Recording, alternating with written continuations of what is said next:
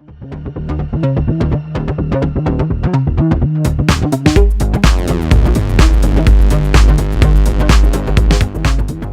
experience here at Gottwood has been great. Yeah, I came in yesterday. I'd actually never been in Wales before, so the drive-in was beautiful. The venue here is fantastic. You know, for these guys to have this festival like this and like welcome all of us into their home. You know, I don't know. I don't go to too many festivals like this. I said last night. It was fun. Yeah, it was. When I was checking out the stage, I was thinking like, okay, I've got to set up here and with the party going, and it was full on. You know, like it's pretty hectic trying to like set up like that. And but yeah, it was great. I mean, the team, everybody's like super pro, and so it's really easy. People were awesome. Everybody was having a good time, partying. You know, and like sound was good. So in those conditions, I'm alright. I started playing live in the mid '90s, and the way I used to do it was pretty much bringing my entire studio down to the club. I was playing locally in Victoria, and we'd do kind of jam sessions with Modern Deep Left Quartet and Cobblestone Jazz. And because I was pretty much only playing in my home city, I was able to bring a lot of equipment. When I started touring in Europe and kind of spending more time abroad, I wasn't able to bring that kind of equipment with me anymore. So I had to kind of really make the live setup a lot smaller in terms of equipment. Like it's still quite large on a scale like of what's actually like on the table, but I guess I incorporated the computer. That was like the big change. You started using Ableton Live, recording all the synthesizers from the studio into the live set, instead of having those synthesizers actually on the table, you know. And so I guess that's the main thing. But since that change, I guess that was in like 2004, 2005. I made that change, and it's the equipment and like the way the set works and everything like that has stayed pretty much the same. I've got a couple drum machines. I've got a 24-channel desk, a bunch of effects, SH-101, sometimes some other synthesizers, and I just kind of, I always just jam the drums, and so all the drum machines are in write mode, and then the SH-101's just kind of like for improvising and stuff. And that's kind of like the live aspect of it. And then what's coming off the computer, I guess, is kind of more like dubbing. But yeah, I mean, I guess one thing that really changed also, like with Cobblestone, is that with Cobblestone Jazz now, we don't have any material when we get on stage. So that like we just kind of became confident enough to do that 2 years ago.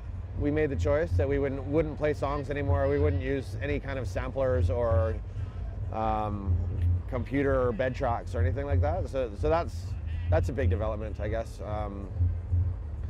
because it's like getting up into a boxing ring or something like that. You know, like we have no idea what's going to happen. And if I don't write a bass line, then there's no bass line. And if I don't write some beats, then there's no beats.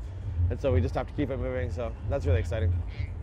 Yeah, when I'm in the studio and I'm making music, I'm not really thinking about my live show at all, to be honest. Yeah, I just make tracks. I write whatever comes into my head at the time.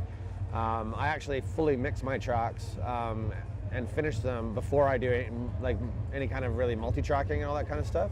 So once I'm finished with the track, then I'll multi-track everything into the computer, and so I have all the parts separated so I can play it live. But for the most part, yeah, I just kind of write whatever comes into my head, you know. Sometimes I'll spend a bit of time, you know, working on transitions and stuff like that on the computer to just kind of have like different ins and outs, you know, like different kinds of effects or whatever, like drum loops or whatever it is that I can kind of use to transition, so I can kind of choose any direction that I want to go and have nice transitions into it. But that's separate than the production. Yeah. I always bring lots of books when I'm touring. That's kind of like, reading is kind of like that's like the way I can kind of ground myself and really kind of get away from all the hectic lifestyle and just kind of have some peace. I love reading like last few books I've been reading is all Murakami. So I've been reading Kafka on the Shore. This is the one I'm reading right now. It's good stuff. The whole transition into the digital and the streaming thing. I mean, it's had a really negative effect on my record labels. I can definitely say that. You know, like we used to average, I guess, 10 years ago, we were kind of selling 3,000, 4,000 copies average every record, you know, and now it's kind of more like 500 or 1,000, you know, maybe. And so it doesn't really, like if you want to have like a nice product with like nice art, good pressing, you know, like a nice mastering engineers and all that stuff, it doesn't really break even anymore. So that sucks, you know, like it's having a business that doesn't break even and you're trying to maintain, it's, you know, like we used to have like a staff of like, I think we had like 4 or 5 people working for us, and now it's just me, you know, and actually my fiance has now taken over the back end of the label management for the Freedom Engine label that I just started. And so I'm lucky to have her because we can kind of do it as a team. But you know, if it wasn't for that, like you know, my label we can't afford really to have staff anymore. And so the releases come out a lot slower. You know, I only release, you know, maybe 2 or 3 records a year, you know, whereas before it was once a month. So it's really had a big impact. Also too, like I don't release any other artists anymore because I don't have the manpower to do all of the maintenance that it needs in order to have artists on the label doing all the statements, doing all this kind of stuff. Like it takes a lot of work. And I was lucky, like Adam Boothby, my last label manager for Wagner Pair, he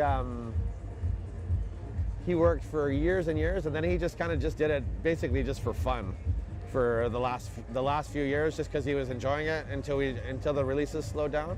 So it's pretty awesome. Like he really, like, you know, like everybody's just doing it because they love it now. And if you're lucky enough to have shows and you can support a label through doing shows, then great. But if you're making underground music, you know, those records don't sell that much anymore, and it's because of the digital age. The only way to really have a label now, I guess, is to kind of like morph into the new structure of things, you know. So you have a new budget now, and that budget is based on your digital and record sales, and it's a very small amount. And so in order to do it, like your business structure has to change, you know.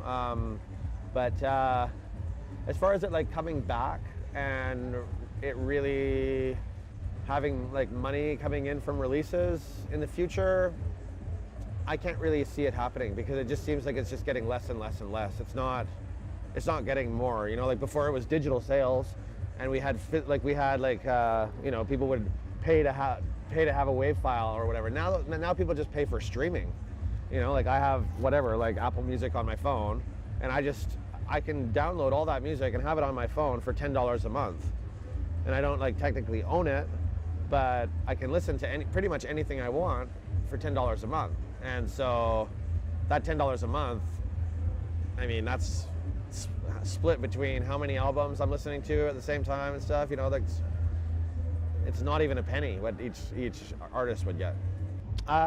This year is pretty busy for me. I'm doing more shows this month than any other month, actually. I think I've got like 12 or something like that, which is a lot for me as a live act. I've got a little bit of studio time in July. I blocked a couple weekends to work on some stuff I'm doing with this new project that I have called Cats in the Morning, and so hopefully have maybe an EP ready for that project come August, I guess. I've got 2 weeks in the studio with Cobblestone Jazz at the end of June, which I'm looking forward to. I mean, the rest of it's just touring and touring and touring. I'm going all over the world, you know. That's kind of what I usually do. It's the studio time I really look forward to.